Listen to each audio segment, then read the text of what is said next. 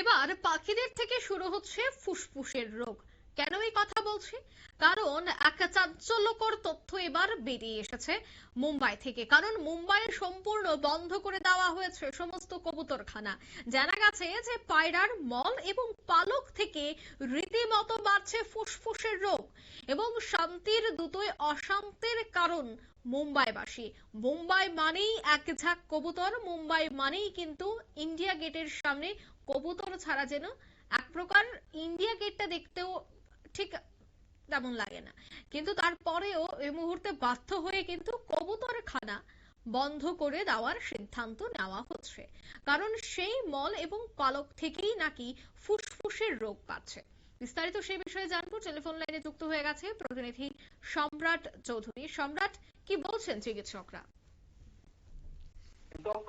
এটা এই সমস্যা শুধু মুম্বাইয়ের নয়, এই সমস্যা কিন্তু দিল্লিরও রয়েছে এবং এছাড়াও দেশের বেশ কয়েকটি বড় রাজ্যে কিছু কবুতরদের খাবার খাওয়ানোর একটা প্রথা রয়েছে। মূলত নাগরিকদের মধ্যে একাংশদের মধ্যে বিশ্বাস রয়েছে যে কোনো প্রাণীকে খাবার খাওয়ালে পড়বে একটা পাপ পুণ্যের একটি বিশ্বাস তাদের মধ্যে রয়েছে, এবং এই বিশ্বাস থেকে কিন্তু দেশের বিভিন্ন বড় শহরে বিভিন্ন নির্দিষ্ট এলাকাগুলি ধরে কবুতরকে খাবার দেওয়ার একটা প্রচলন রয়েছে। এই প্রচলনের মধ্যে যদি দেখা যায় তুলনামূলক মুম্বাই এগিয়ে রয়েছে। মূলত মহারাষ্ট্রের যে মারাঠি সম্প্রদায় ভুক্ত রয়েছেন তাদের মধ্যে এই বিষয় এই সহ অন্যান্য যে মহারাষ্ট্রবাসীদের মধ্যে রয়েছে তাদের মধ্যে এই একটা বিশ্বাস রয়েছে যে কবুতরকে খাওয়ানো। কিন্তু কবুতরের এত যে কবুতরের যে বংশবৃদ্ধি হচ্ছে তাতে দেখা যাচ্ছে যে কবুতরের বিষটা এবং তার পালক থেকে বাতাসের যে ধুলা এবং জীবাণু ছড়িয়ে পড়ে তাতে কিন্তু নানা রকম রোগ দেখা দেয়, বিশেষ করে ফুসফুসের সমস্যা মারাত্মক। এই নিয়ে কিন্তু বহুদিন আগে থেকে পরিবেশবিদরা এমনকি যারা পশু পাখি নিয়ে যাদের কাজকর্ম যেসব স্বেচ্ছাসেবী সংগঠন রয়েছে তারাও কিন্তু এক বিরোধিতা করছে।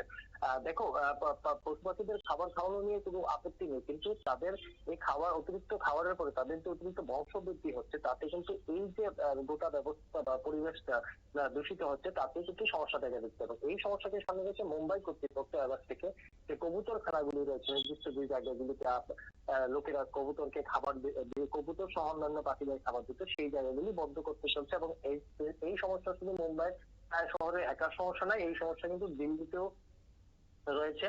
এবং মুম্বাই পুর পরিষদের অন্যতম সদস্য বিজেপি সদস্য চিত্রা ওয়াঘ কিন্তু দাবি করেন যে চিত্রার বিষ্ঠা থেকে সংক্রমিত হয়ে ফুসফুসের রোগে মৃত্যু হয়েছে তার কাকিমার। মানে মুদ্রা কথা হচ্ছে এবার জনপ্রতিনিধিরাও কিন্তু এই সমস্যার ভুক্তভোগী এবং এ থেকেই কিন্তু এই যে ব্যবস্থাপনা কবুতরখানাগুলি এগুলি বন্ধের একটা দাবি উঠেছিল। এবং এই থেকে কিন্তু এবার আগামী দিনে এই কবুতরখানা বন্ধ হতে চলছে, কারণ প্রকৃতি অতিরিক্ত খাবার প্রকৃতির যে অংশ পশু পাখিগুলি অতিরিক্ত খাবার এবং তাদের অতিরিক্ত বংশবৃদ্ধির কারণে কিন্তু একটা নতুন সমস্যা দেখা দিয়েছে। এবং এই সমস্যাকে কিন্তু অবিলম্বে বন্ধ করা উচিত বলে কিন্তু মুম্বাই পুর পরিষদ কর্তৃপক্ষের এই উদ্যোগ। তবে এই সমস্যা কিন্তু মুম্বাই মহানগরের একার নয়, এই সমস্যা দেশের অনেক মহানগরীতে কিন্তু এই সমস্যা আস্তে আস্তে বাড়ছে। অঙ্কিতা, ধন্যবাদ।